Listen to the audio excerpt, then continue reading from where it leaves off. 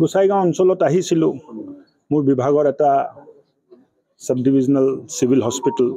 মোৰ দায়িত্ব আছে ভিজিট কৰাৰ কাৰণে ভিজিট কৰিলোঁ কি ধৰণৰ ভাল বেয়া পালে আপুনি কি পালে চাওক টিমটো খুব ভাল বিশেষকৈ doctor nurse paramedical support staff চবে এক ধুনীয়া পৰিৱেশত এই কেন্দ্ৰটো পৰিচালনা কৰি আছে লিমিটেশনছ থাকে কেতিয়াবা ডাক্তৰৰ নাটনি হয় নাৰ্ছৰ নাটনি হয় কিন্তু তথাপিও সেৱাৰ মনোভাৱেৰে সকলোৱে কাম কৰি আছে এইটো চাই মনটো ভাল লাগিলে কিছু অভাৱৰ কথা মোক কৈছে সেইখিনি নিশ্চয় অহা 2-3 মাহৰ ভিতৰত আমি সম্পূৰ্ণ কৰাৰ চেষ্টা কৰিম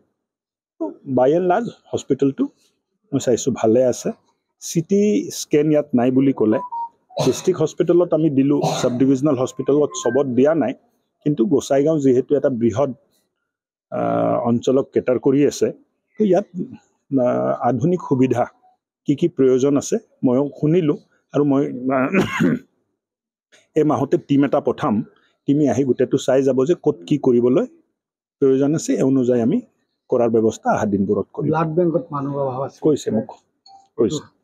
ডিষ্ট্ৰিক্ট লেভেলত ব্লাড বেংক হ'ল সাব ডিভিজনেল লেভেলত চবত আমি কৰিব পৰা নাই কিয় মানুহৰ অভাৱ স্বাস্থ্য বিভাগত পইচাৰ অভাৱ নাই স্বাস্থ্য বিভাগত ট্ৰেইনড মানুহৰ অভাৱ ডক্টৰৰ অভাৱ ট্ৰেইনড টেকনিচিয়ানৰ অভাৱ ৰেডিঅ'লজিষ্টৰ অভাৱ এনেস্থিচিয়া ডক্টৰৰ অভাৱ আৰু এই অভাৱবোৰ পইচা দি পূৰণ নহয় ল'ৰা ছোৱালীয়ে যেতিয়া পঢ়া শুনা কৰি ওলায় তেতিয়াহে আমি চাকৰিত ল'ব পাৰোঁ মানে স্বাস্থ্য বিভাগত স্পেচিয়েলিষ্ট ডক্টৰৰ কাৰণে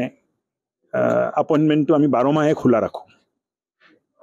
প্ৰত্যেক 2 মাহ 3 মাহৰ মূৰে আমি আপইণ্টমেণ্টবোৰ খুলি দিওঁ যে আছে যদি আহক কাম কৰক আৰু বহুত নতুন বিধান লৈ আমি স্বাস্থ্য সেৱাটো ভাল কৰাৰ চেষ্টা কৰি আছোঁ ডক্টৰসকলেও সহযোগ কৰি আছে নাৰ্ছেও সহযোগ কৰিছে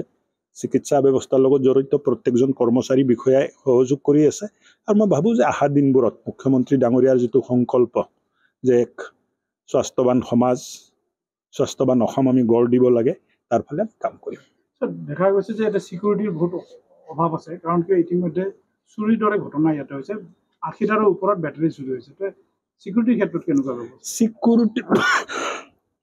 বাউণ্ডাৰী ৱাল হ'লে যে সিকিউৰিটি হ'ব এইটো নহয় বাউণ্ডাৰী ৱাল হ'লেতো বাউণ্ডাৰী ৱাল ক্ৰছ কৰি বেটাৰী চুৰি কৰিব মানুহৰ মানে চৰিত্ৰটো কিমান স্খলন হ'ব মই এইটো ধৰিব পৰা নাই যে হস্পিটেল এটাৰ পৰাও যদি বেটাৰী চুৰি কৰে তেতিয়াতো আৰু মানুহৰ মানৱতাৰ দৃষ্টিভংগীত মই কি বুলি ক'ম হস্পিটেলৰ যদি বেটাৰী চুৰি কৰে আৰু ৰোগীৰ মানে অটি নচলা হয় ৰোগীৰ তাত লাইট মানে ইমাৰ্জেঞ্চিত প্ৰয়োজন হ'লে নচলা হয় আৰু এইবিলাক বহুত মানে ছাপোৰ্ট ছিষ্টেমৰ আছে ধৰক ইমিউনাইজেশ্যনৰ কাৰণে মেডিচিন ৰখা আছে বেজি ৰখা আছে এইটো ঠাণ্ডাতে ৰাখিব লাগে ফ্ৰিজতে ৰাখিব লাগে লাইট গ'লে লগে বেটাৰী দি বেকআপ কৰি ফ্ৰিজটো চলায় ব্লাড মানে কিবা ৰখা আছে ঠাণ্ডাত ৰাখিব লাগে এটা টেম্পাৰেচাৰত ৰাখিব লাগে এই টেম্পাৰেচাৰটো মেইনটেইন কৰাৰ কাৰণে যদি লাইট যায়গে তেতিয়া বেটাৰী বেকআপ থাকে এই বেটাৰীবোৰো যদি চুৰি কৰে মানুহে তেতিয়াতো আৰু কল্পনাৰ বাহিৰৰ কথা হৈ গ'ল